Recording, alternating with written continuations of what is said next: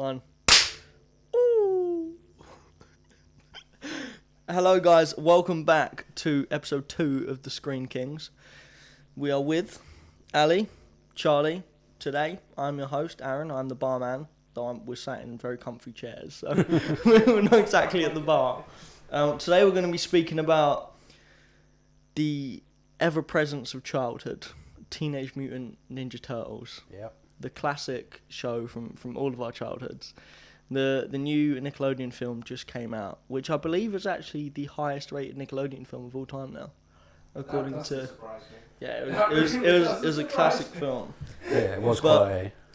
how are we going to start? Do you want to do a game first?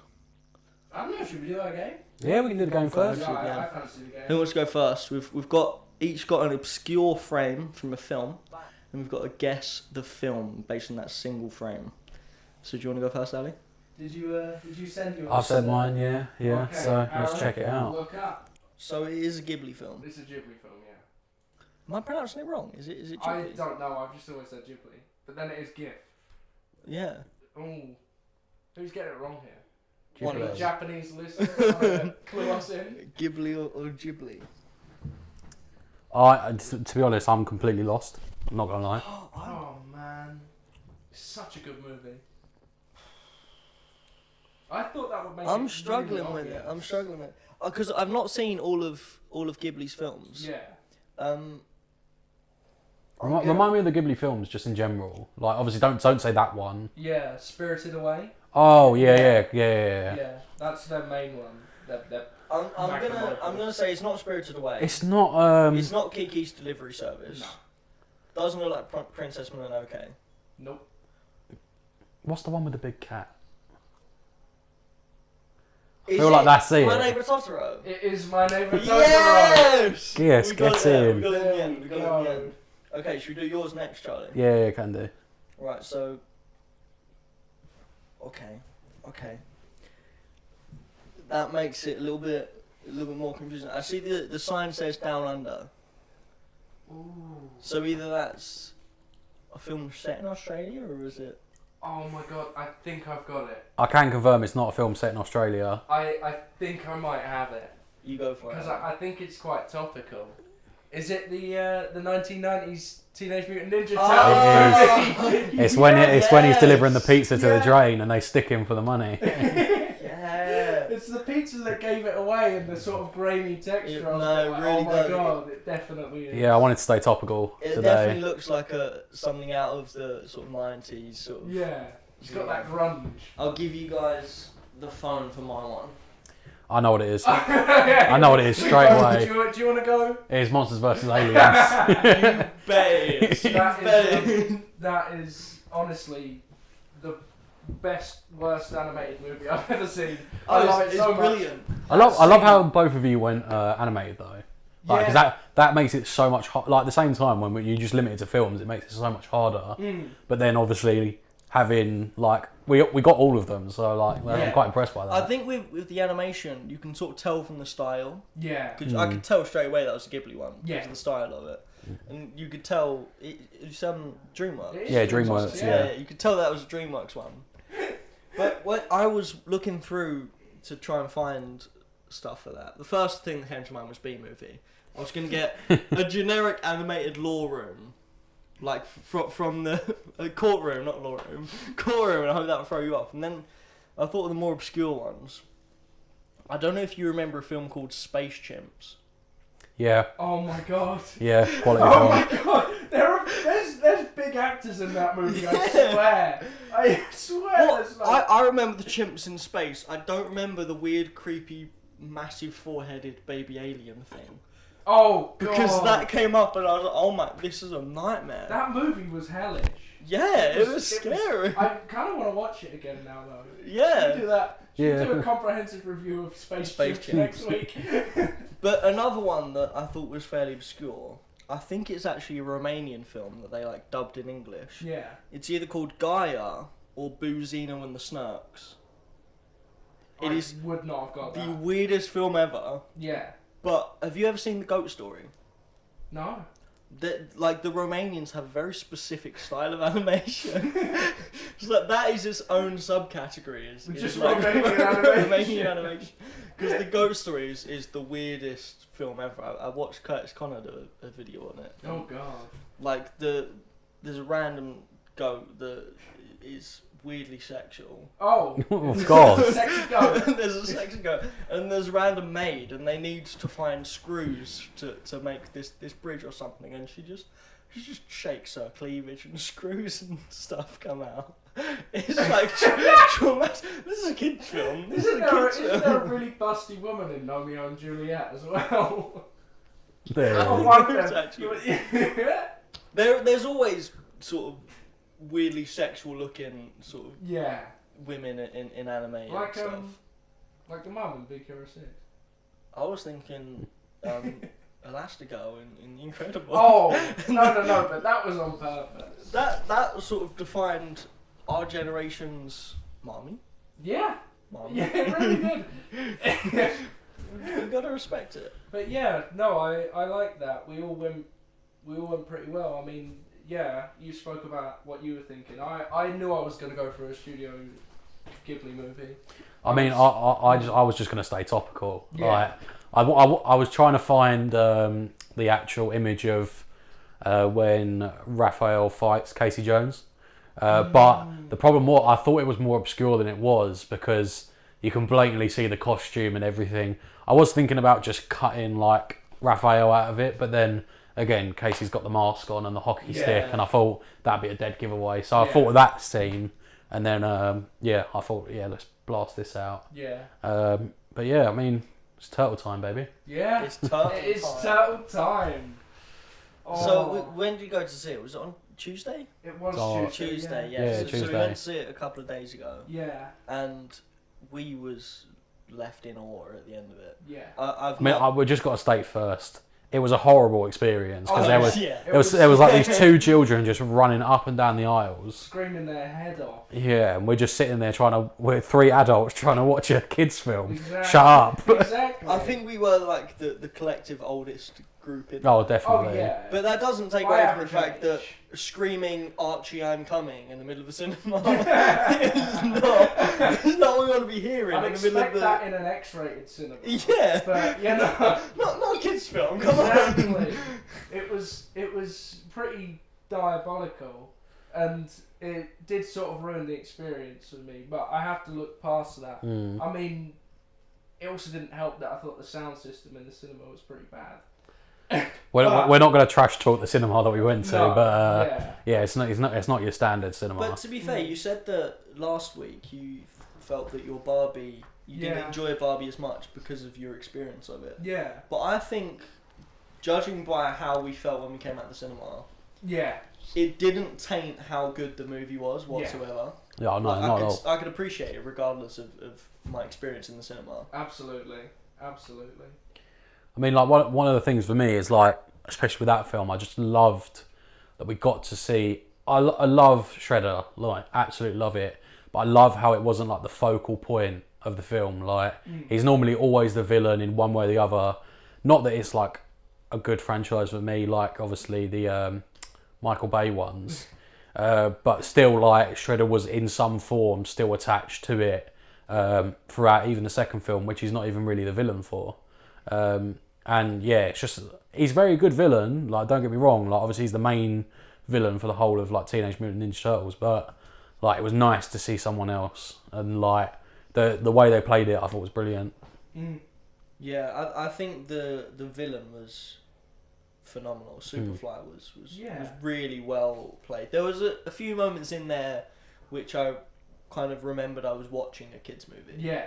But at the same time, I think for the most part, I was just sort of enthralled by the fact that Superfly was a villain that you could sort of get behind until he revealed some of these schemes. Because he was like the inverse of the Turtles. Yeah. If the Turtles... Well, he was the inverse of Splinter. He was the same as Splinter in this film, but obviously, like the views of it were very different. It was more radical. Yeah, instead of hiding away from everyone and doing what he did with the Turtles, keeping them underground, Superfly wanted the same thing. He wanted to be accepted, but he wanted to stop everything else and like no other cost. Enslave humanity.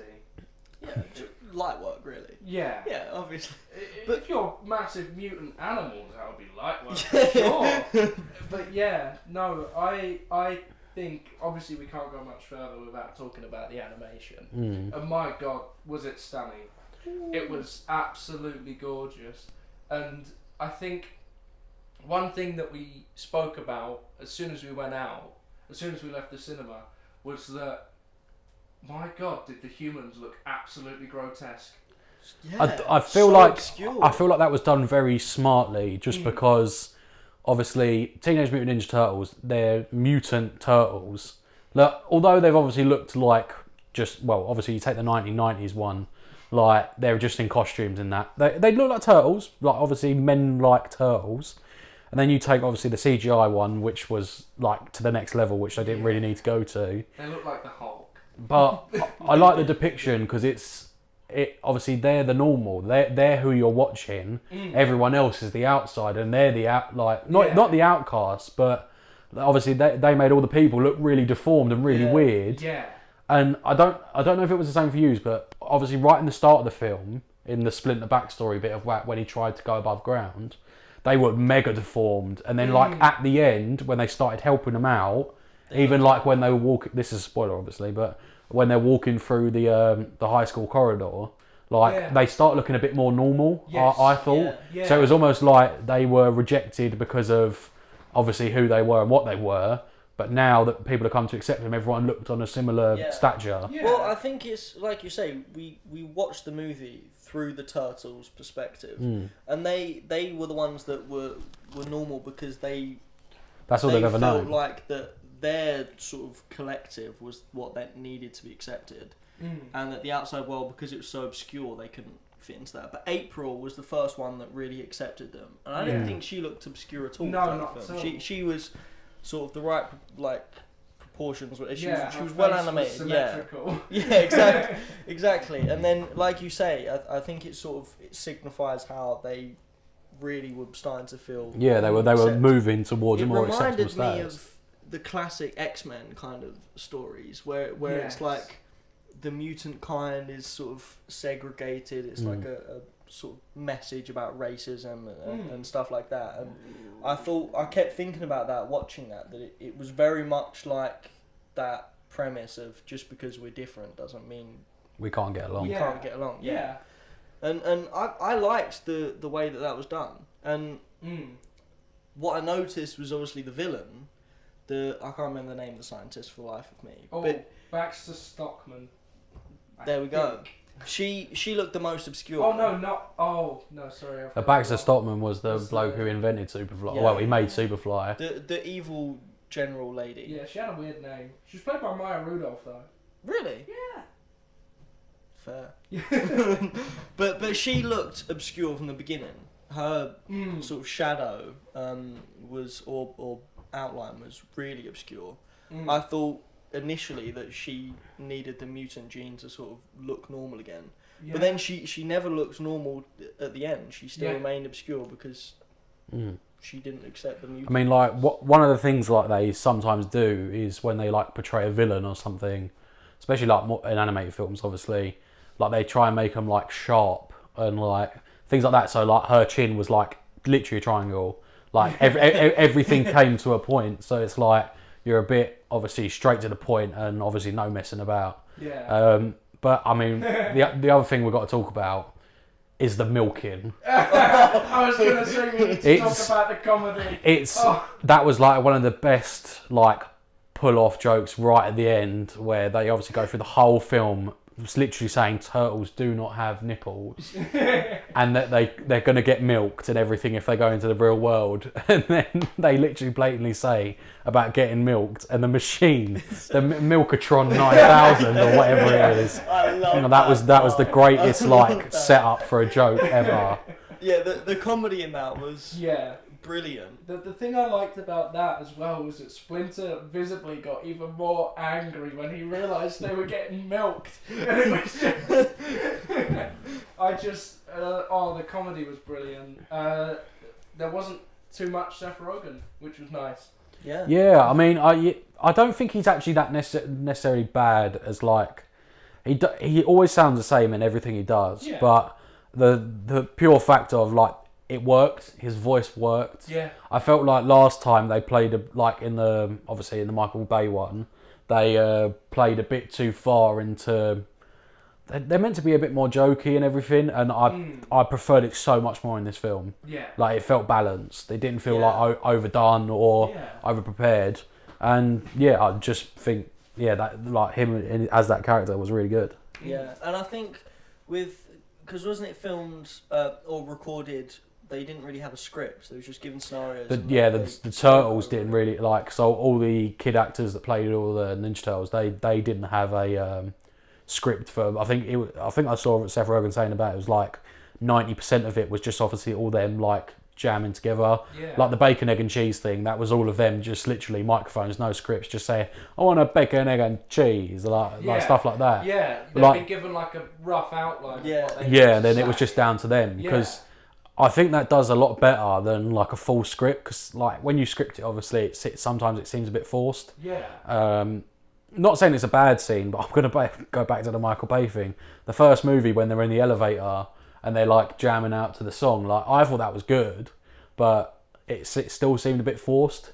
And then when you watch obviously this bit back and you realise and you watch some of the behind the scenes like I've done, like you actually see all of them, no script in hand, they're all just like having a joke about together. Yeah. And it just makes it feel a bit more fluent going through as It well. does feel Yeah. very natural because a film that is trying to be current, putting in words like "riz" or "sus" or stuff, that would normally feel quite like Forced, yeah. Yeah. But I sort of clocks that they said it, and then I clocks. Hang on, they said it again the second Yeah. time. It Because makes it- sense. Yeah, it just worked, and they all had amazing chemistry because Yeah. it really just felt like four people that had spent 15 years of their life Yeah. together. They were now put in this really, really awful situation, and it's like, oh wait. I mean, I think it's going to say a lot for teenagers at the moment. I mean, we're not anymore. Well, you still are, actually, aren't you? Come on, less than a month. It sort of, it really does play into that, and it really does feel like a group of teenagers. And that's great, because they are the Teenage Mutant Ninja Turtles. Yeah. But it's rare for a movie to capture that authenticity of what being a teenager is. Yeah. Like in the modern era. I think from all of the TMNT stuff that I've seen, they all either go really far towards the teenager part, or really far towards the action part. And the Michael Bay ones, I think, were heavy on. Yeah. In the Michael Bay movie, they were basically adults. Like there was nothing teenage about them at all. I mean, the thing is, you look at like the CGI side of it, like they are all adults, and the script. I'm not to be bad on Michael Bay. I know he likes his explosions and everything, and that's like what he's mainly like known for, spending loads and loads of money on explosions and everything. But the movie didn't pay out as well, like as I thought it would. Like it was good, but again, like the whole thing of being like forced. Whereas obviously in this film, like they were all fluent. Like it's just one of them things. This one was like perfectly in the middle. Like everything was right. Yeah, it got the teenage and the action done really, because all of the action sequences felt like they were still trying to navigate how are we supposed to deal with this situation. We've not really done this that much before. We saw their first one. We saw their latest one. We literally saw them progress in their fight style. But can we speak about Splinter? Yeah. That was one of my favourite versions of Splinter I've seen so far. Yeah. 'Cause I quite like him as like the incredible, amazing like ninja master. Yeah. But seeing him in the sort of dad dynamic Yeah. as the primary thing, and that is what sort of motivated him to learn martial arts. That was quite, I wouldn't say refreshing because it has been done before, but it was done in the best way possible, I think. Yeah. I did like how they got around, because obviously like Splinter when they're little is like quite younger, and the way they played it off, saying like I was already old when I got infected with the ooze. Like obviously the turtles were babies, and I like the way they explained that. They were like, I was already like quite grown up. That's why I'm obviously the old way that I am now, Mm. and you were all babies, and obviously you've now grown up a bit. But yeah, I like the fact that they played more into the dad side of it as well. Yeah. Yeah, and I loved his Bob Ross look. Yeah. What, when he was younger? Yeah. The afro was brilliant. I Worked it. It takes me back to like all the other, because Splinter is always different in every Teenage Mutant Ninja Turtle thing. Sometimes he's a ninja master who got bitten by a radioactive rat. That's not actually it, but he is usually a human that somehow becomes a rat. Yeah. And obviously then he's a ninja master rat. Sometimes I think in the Michael Bay movies, he was a rat. He was a pet rat for a ninja master, and you just see like a little rat doing karate or ninjutsu in a cage. But I think this movie really got it right. He did it for self-defense. That's perfect. And the like 80s DVD. Yeah. Even that, like the comedy of that was fantastic as well. And I'm excited for the future of it. You kept saying that you really want. I just can't wait for more movies. Yeah. It's going to be brilliant. The thing I love probably the most was sort of the dark colour scheme. It was so grungy and dirty and grimy. It was kind of like what I'd expect an animated Gotham to look like. Yeah. But it was absolutely brilliant. And I think with that, because one of the first things I noticed with the animation was the lights. The lights literally looked like how they look in the comic book. Yeah. And I think that's probably because it was so dark, there was such a prominence thrown onto the lights. But it made me feel like this wasn't just a movie, this was a comic strip that's come alive. Yeah. Yeah. And I'm excited to see what they can do with that, because you mentioned, Charlie, the Last Ronin. Yeah. Absolute like favourite Turtles thing, and like even playing back to like the TV show, like them saying like Mikey has the most potential out of all of them, and obviously like that ties in a little bit theory wise to why obviously he's the last Ronin, but like just being able to see like a good progression from it is brilliant. Like there's so many untapped things that they can do, and I like the way they flip some of like Bebop and Rocksteady. Like traditionally, they're always villains. Yeah. But they've played on the back of it, and because obviously in the Michael Bay film, they're already people that get turned into these animals, and then in this one, they're actually grown like with the ooze and everything to become who they are. And the only reason they are evil in this one, up to an extent, is because of Superfly. Yeah. And it's just the flip of it. Like they obviously like start thinking for themselves and go, yeah, we don't really need to do this. Do you reckon they got bitten by a radioactive warthog and rhino, respectively? I respect the thing they did it. But, that was just my thing. I just liked how it just flipped from being evil to good, and just it's the two sides of a coin when you think about it, especially with like Splinter and Superfly. Like they both did the same thing but for different, and they both had different outcomes. And like when Splinter comes to the realization that that's what he's doing, even though he's not down the same path, he's like, I can't do this anymore. Yeah. It's not the way we're meant to do it. His partner at the end of the film. Oh God. That's one thing I don't want to see. Yeah, I must admit, gross out humour. Yeah. Sometimes it works. In this case, it really didn't. But I think it is a kids' film at the end of the day. Yeah. A kids' audience would probably find that quite funny. Absolutely hilarious. Yeah. We wouldn't know because the kids in our cinema were too busy running around. Precisely. But yeah, but onto the animation, and I think maybe we could talk a little bit about Spider-Verse here, and the incredible impact that Spider-Verse has had on the animation industry, because that movie did not look like Spider-Verse at all. No. But it's clearly influenced by it, because it looks stunning, and the way every character is drawn and animated is absolutely gorgeous, and it's just brilliant. I think that until Spider-Verse, there's always been a desire to portray really realistic looking, or semi-realistic, because Pixar's looked quite very humanoid. The Disney animation, DreamWorks, I could go on. But when Spider-Verse came on, it was sort of like, listen, we're a comic book film. We're a superhero film. We're going to draw them how they was originally drawn. And we're going to make it feel like it is a comic.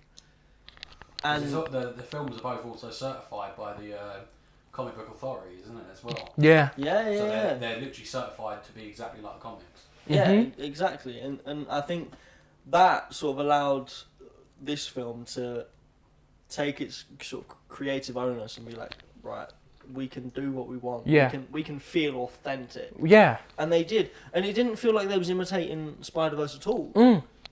It was really refreshing to see. It felt like its own thing. If that had come out when Spider-Verse came out, it probably would have had the exact same impact. Yep.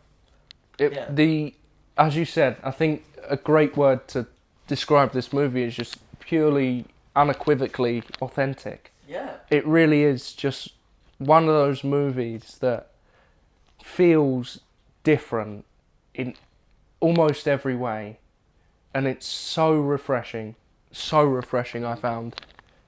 I mean, like, you look at the, like, because obviously we're going to, like, move on to, obviously, like, animation studios. But you look at, like, Disney have dropped off so much. Like, you can't compare anything against Disney nowadays, because all the animation is the same. I mean, I can't remember what film it was. I think it was actually Spider-Verse that we were going to see after your birthday. Yes. And yes. There was a trailer for an animated film that looks exactly like that one about the Italian kids that are also sea people. Luca, that's it. It literally had the exact same premise. What all they do is they get in the water, and in this case, obviously, she wasn't a sea person or whatever you want to call them, sea monster. She was a kraken, but it was exactly the same. Yeah. The animation was exactly the same. Which, by the way, both of those are just H2O. Yeah. Imar, get out the water! No. No, you're turned to a kraken. But yeah, no, that's a DreamWorks movie, but it's still the same precedent. Oh yes. Yeah. I've got the wrong thing. Yeah, because I saw do you remember that trailer for that Disney movie when we went to see Teenage Mutant? No, it was wasn't Elemental. It was that the one about the kid in the UFO. Elio. Yeah, who says he's the leader of Earth. It looks like Luca. Yes, sorry. That is not a joke that drags out at all. It looks like Encanto. It honestly looks like Moana. It looks like Luca. It looks like all of it. It all looks the same. Yeah. And of course, everything has their own individual flourish, but from a primary standpoint, the character design is the same. Yeah. And but I think a lot of the time that is the animation studio will have their own sort of signature style. Yeah. Like we're gonna go on to later. Pixar. You know it's a Pixar film from how you see it. DreamWorks is always pretty similar. Yeah. I think I do have to say though, DreamWorks villains always look like 10 out of 10. Oh yeah. Yeah. Like the whole Kung Fu Panda series, like all the villains all had their own unique flair, and they're all brilliant. Yeah, no, DreamWorks are one of the better ones, but we'll get into that later.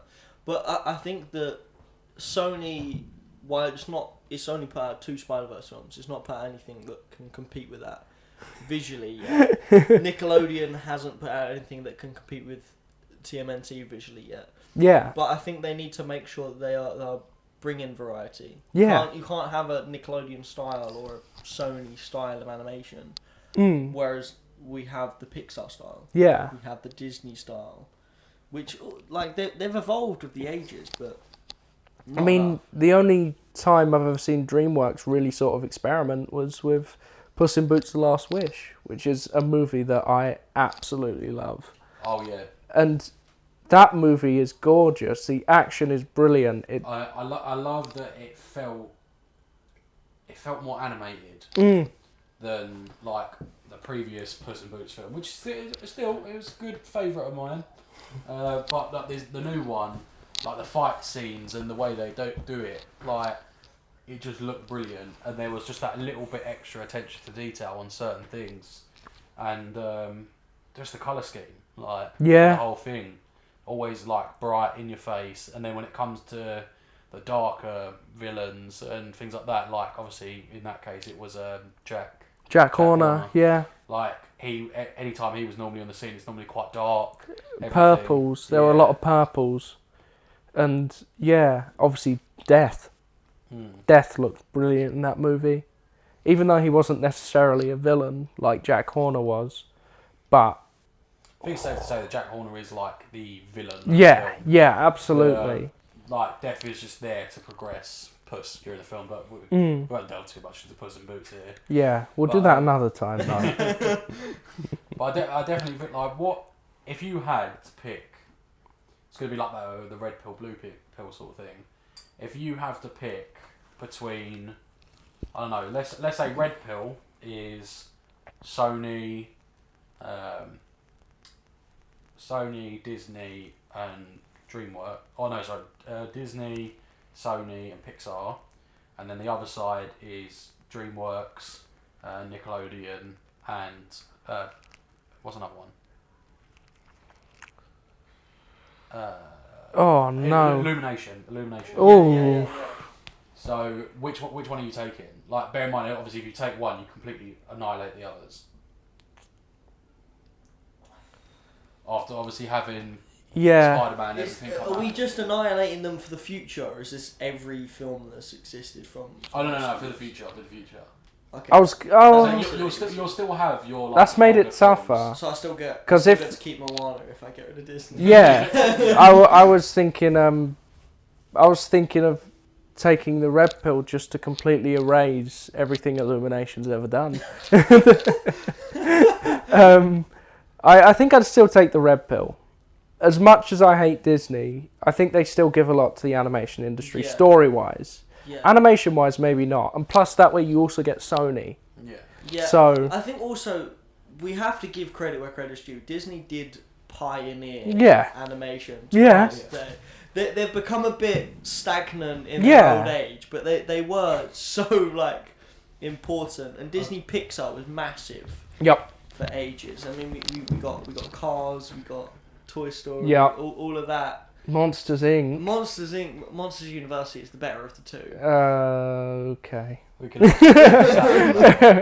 But no, I feel like you look at something like Disney's earlier stuff and it's brilliant, but then you look at it. I generally actually remember seeing a post about this online somewhere. It was a photo of the people from. Is it Inside? The one about the emotions in the head. Inside Out. Inside Yeah. Out, and then it was that soul, the bloke who. Yeah. Who I think he dies, and then his soul, he tries to find his way back to the different Yeah. world. And then a newer film, literally like the bare bone structure of the animation was exactly the same. The body style was the movement, it's basically like they've taken the background of Inside Out, reprinted it, called it another name, and then they've just completely kept the animation the exact same, colour scheme, everything. Yeah. And it just for me, just makes them feel like they're not even worth watching. Yep. Because you're watching the exact same thing, just in a different story. Yeah, they're There's no definitely excitement to it. they're definitely at a sort of standstill point where they can't think of any new ideas. I mean, I prefer Soul to Inside Out, just because it's got a lot of jazz in it. but in terms of the animation, like it hasn't changed at all. I can only really remember the big change from the 2D animation Yeah. to the 3D. From the animation. Renaissance era through to sort Yeah. of your Monsters Inc. and your stuff like that. Yeah, that was a big change. But I think it was also a big change in terms of like what the films were about, Yeah. because they were just fairy tales retold. Yeah. Bar maybe, I don't know. Have never heard of a Princess and the Frog fairy tale. Yeah. A Disney film, but I think that was the last 2D animation. I think it was, Just yeah. like to clarify, the Princess and the Frog film is based off of the fairy tale The Princess and the Frog. I'm not well versed on my fairy tales. I was thinking you'd go for something like Atlantis or Treasure Planet. No, but Atlantis is a true Atlantis story. is based off of obviously Atlantis. But like- Atlantis isn't a story. It's a lost place. Fantastasia? Fantasia. That's from like Fantasia. the 40s. Yeah, Fantasia was one of the But first things. I don't remember Yeah, a fairy but- tale about Yeah. Mickey Mouse. Or the Rescuers. The Rescuers. on the flip side of that, though, the film Sorcerer's Apprentice, which is the live-action film with Nick Cage and Nick Jay Cage, Baruchel. Yeah, so that is based off of Fantasia. There's literally the direct link in the film because he has to clean up his lab for when this girl's coming round, and he makes all the mops move exactly like Mickey does in Fantasia. And then there's the whole sequence of the whole thing going wrong and almost like, Wow. There's someone else big in that movie. It might be Ben Kingsley. I just know that movie is. Isn't Morgana? Is it Morgana? yeah, Morgana. Yeah. But Morgana, isn't she played by quite a famous person? Probably. I think Well, I we know. need someone behind the chair. We need a man behind the desk to Google all But this stuff now for that us. you now that you mention the recycled scenes, I've seen something where in Jungle Book, the scene of him like jumping over of Mowgli jumping over the trees is literally exactly the same, but with a different character. It might be Robin Hood. Robin Hood. I know Robin Hood was Yeah. just a reskin, and I love that Robin Hood movie. But even when the big bear is dancing, it's the exact same dance moves as Baloo. Exactly the And same. yeah, the thing is, I love that Robin Hood movie too much to let it dampen my feelings on the movie.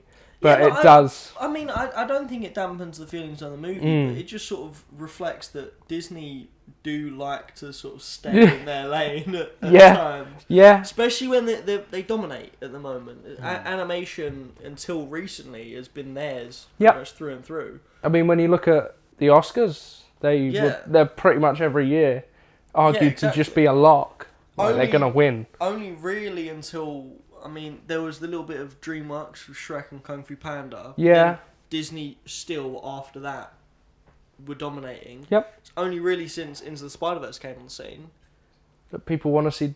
that people are like, hang on, Disney. You're fooling us here. We've seen this before plenty of times. You're just replaying the same thing. You with a can't different- fool me. Yeah. I'm familiar with your game. exactly.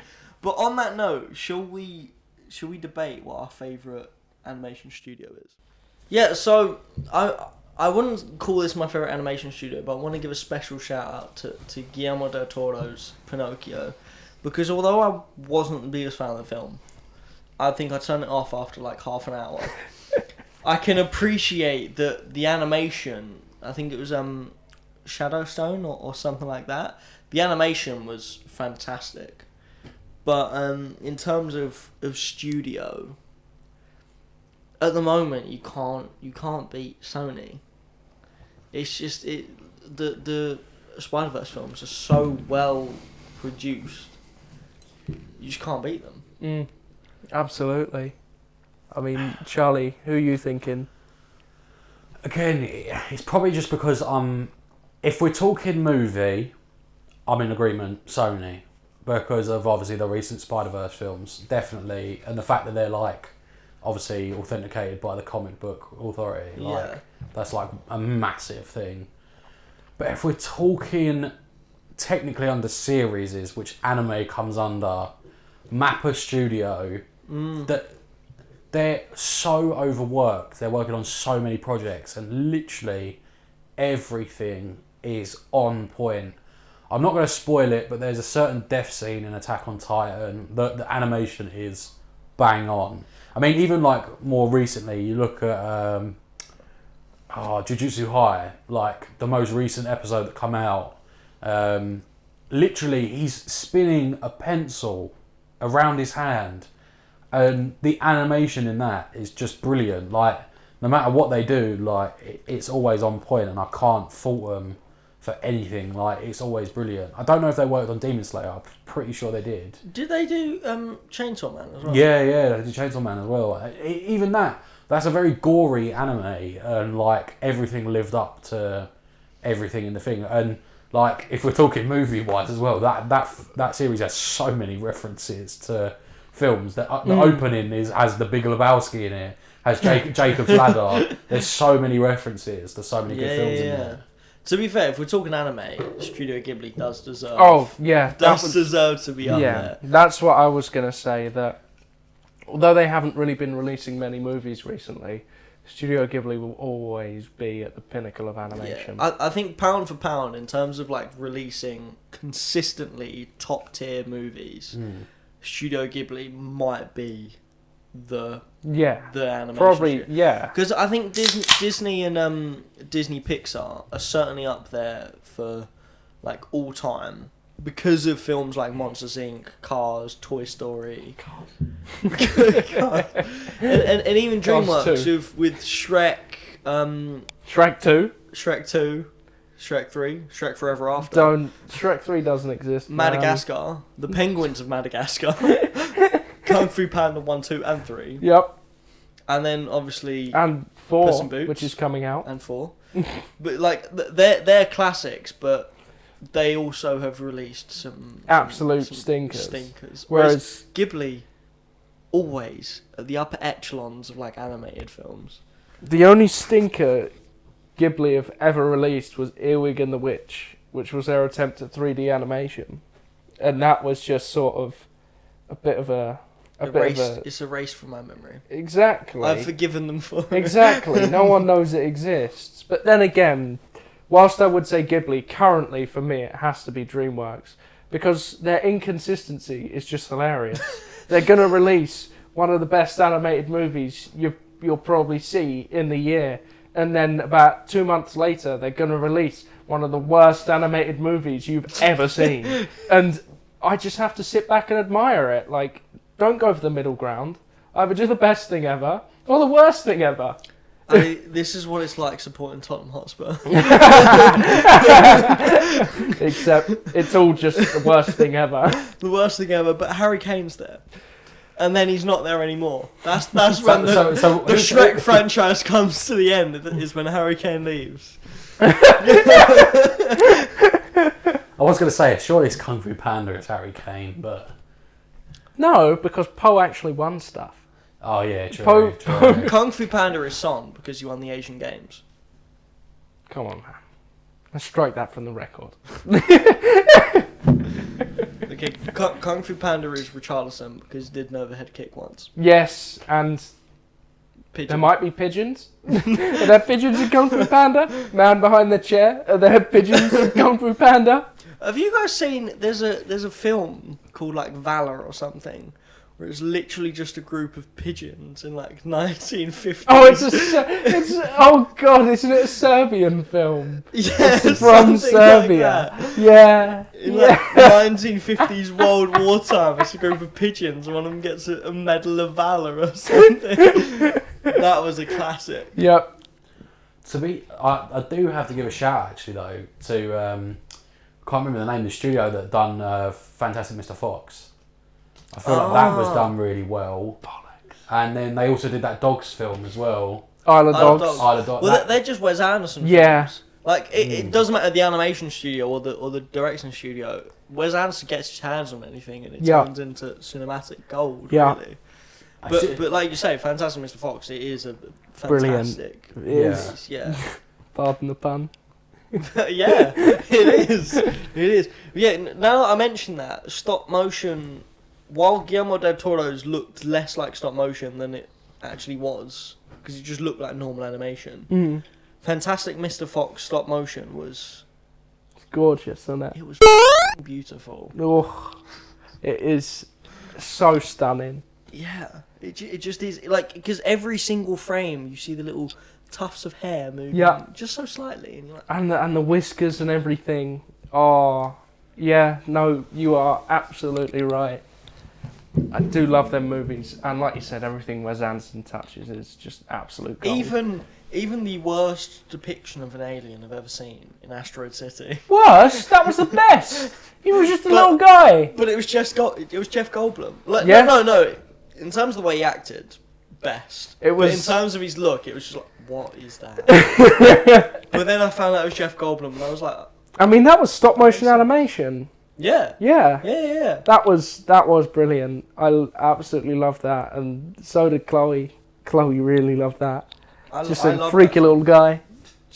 Freaky little guy. Super freaky little guy. Superfly.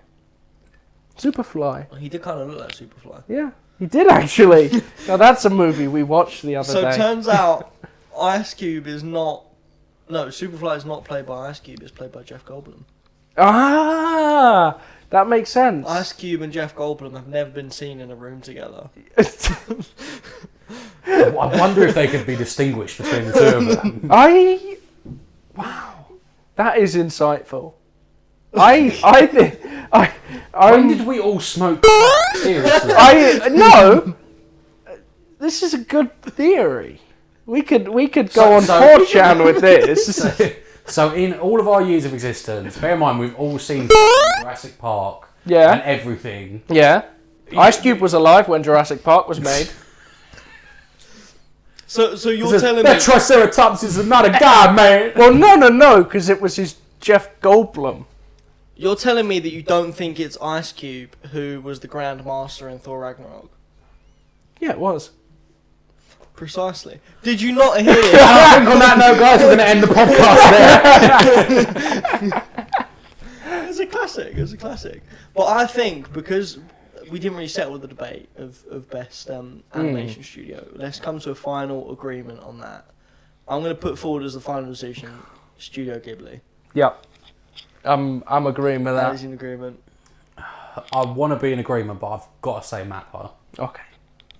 Just because that is like something that I watch all the time. Yeah. Like, But we've agreed that it's anime. yeah. There's no chance. sport, yeah. Anime animators are just the best at everything. Yep. Yeah. But Spirited Away is like one of my favourite films. I remember watching it like through school and everything. And I just can't compete against Mappa though. Yeah. What about then our favourite animated films of all time?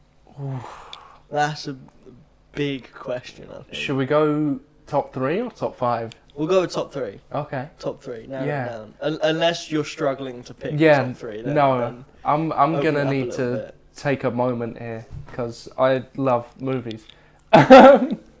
Obviously. Oh God. We wouldn't make a I podcast about can it start if didn't. you want. Go on then. Teenage Mutant Ninja Turtles, Mutant Mayhem is number 3, definitely. Wow. Yeah, top 3 animated. That good. Yeah. And then we're settling in second. It was first, but after rewatching my my first favourite recently, like number 2 has got to be Across the Spider-Verse. Okay. And then number 1, Kung Fu Panda 2, man. It is the goated kids film. Honourable mention, How to Train Your Dragon. Just that series. Can't Honourable believe we haven't mention. mentioned that yet. True. But no. So mine is Teenage Mutant Ninja Turtles, a new one. Then it's Spider-Man Across the Spider-Verse, and then it's Kung Fu Panda 2. Okay. Ellie, do you want to go? Okay, I think I've finally done it. I think my number 1, not the best animated movie I've ever seen. Start from the bottom. From the bottom, Yeah. okay. Well, a lot of these are more just because they mean so much to me. But at the bottom, I'm stealing from your list, actually. I'm taking Kung Fu Panda 2. I absolutely adore that movie with all of my being, and it is one of those movies that I will always just sit down and watch. Number 2 is Beauty and the Beast. Ooh, I classic. am in love with that movie. It really is just one of them movies that makes me cry every time. But then again, so does Kung Fu Panda 2. Number 1, My Neighbor Totoro. Yeah. It's just perfect for me. It's less a movie, more an experience. There's no plot, but I just find myself loving every second and crying through it every single time. I think I kind of rate movies based on how much they make me cry. Go on, Aaron. Okay, I don't think I put either of these in the top 3. So I'll put them at 4 and 5 respectively. Coco and Moana. Okay. Purely because of the music in it. Yep. I love good music in movies, and I sing Coco on a regular basis. What Colour Is the Sky is like how I wake up in the morning. You were singing that earlier, weren't you? Book a Logo. Exactly. And then if we're to put it into the top 3, I'd probably say third is Shrek 2. Good shout. Yeah. It's my favourite Shrek. It's the best Shrek. Often imagined I was Prince Charming growing up, hence the curtains. That's not a good thing. Wait. He had nice hair, man. Number 2, I'd probably say, you mentioned earlier, Fantastic Mr. Fox, because it is a phenomenal film. That was my favourite Roald Dahl book growing up. In fact, I think it was the only one I actually owned for a while. Not even the Twits? Well, I owned the Twitch, but my sister, I read it from my sister. The only one I owned was Fantastic Mr. Fox and eventually James and Giant Peach. Aww. Number 1, it's another Studio Ghibli, but my personal favourite is Kiki's Delivery Service. Yep.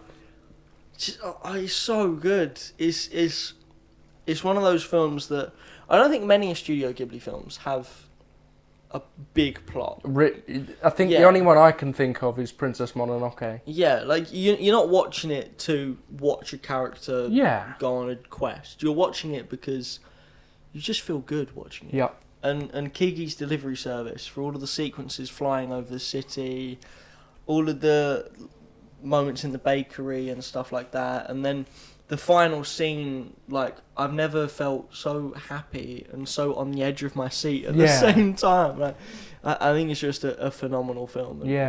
That film means a lot to me as well. Yeah. Because we go to this place down in Devon called Shaldon pretty much every other year. And there's a track in Kiki's Delivery Service called A Town with an Ocean View. And whenever I'm there, I just think of that track. All I can think about is A Town with an Ocean View. Because it really looks like when she first flies into that town where she's going to be the resident witch. Yeah. I always think of that when I'm in Shaldon, and it's just so lovely. It's really lovely. It is a gorgeous one. But what about our favourite animated films so far this year?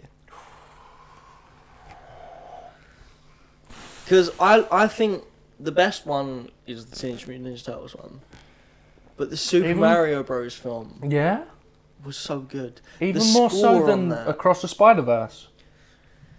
I think I may be tainted by nostalgia a bit. Because Across the Spider-Verse, the nostalgia has worn off from Into the Spider-Verse. Yeah.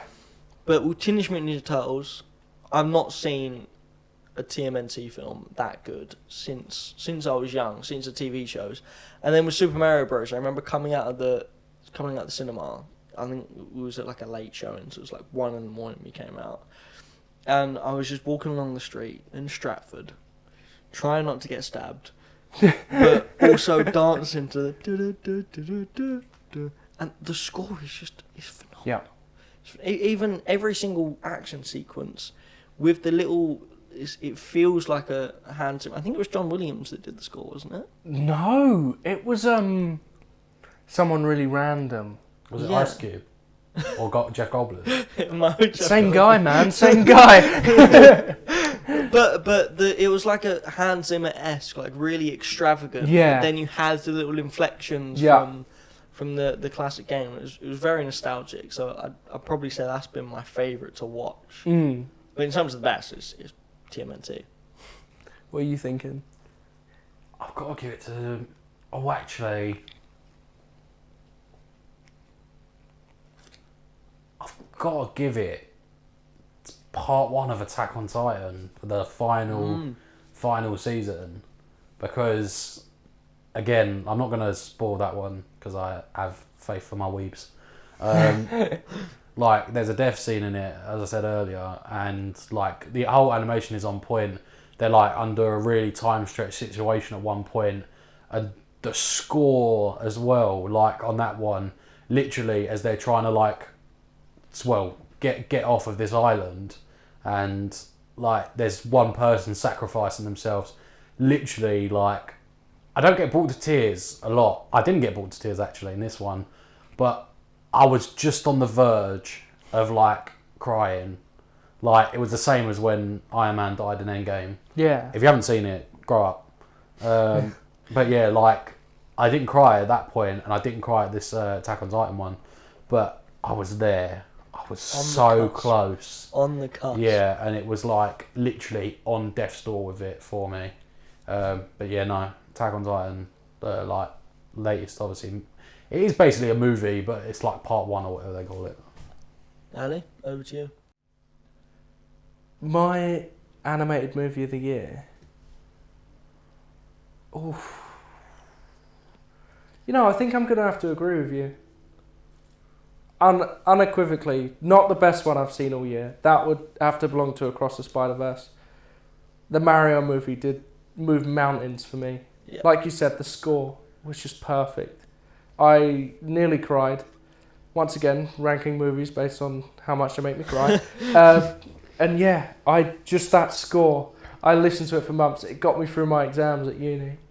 And yeah, it was just perfect. I loved that movie so much. It wasn't going to move mountains, but it was just so much fun. And it didn't, I'm going to swear here, it didn't anything at all. No, it didn't. It was literally just... I felt like it Brilliant. was made for sort of our generation and the generation before us as well. Because it wasn't really made to introduce people to Mario. It was made for people that were well versed in Mario. Yeah. And just like, this is what we're doing. It's all fan service. And it does it well. I mean, I remember when the Luigi's Mansion theme came on. Classic. It was brilliant. But I think we're going to call it there for this week. We've done a lot of talking about animated films. We have. I'm very glad. But until next time, I've been your host Aaron. Charlie and Ali here, as ever, being a pleasure to talk to you for hours on end about movies. If you say so.